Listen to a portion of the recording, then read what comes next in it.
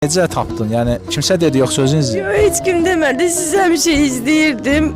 Sizden onay kemerliğe de yazdım. Cevap vermedi. Yazdı ki biz madde desteği. Ben dedim madde desteği istemiyorum. Sadece çölde kalmışım. Adı dəstək eləyirdi versin də. Ya diyor biz madde desteği eləmirik. Ben de yazdım ki Ha, eləmir. madde desteği istemiyorum. Ben sizden mənəvi uşağıma kalmağa sığınacaq istəyirəm. Gelmedi, hiç ne yazmadı ama sizin bize yazdım. Çok sağ olun ki bugün gün gelip desteği durdunuz yani en azından. Kvartant ev olsun.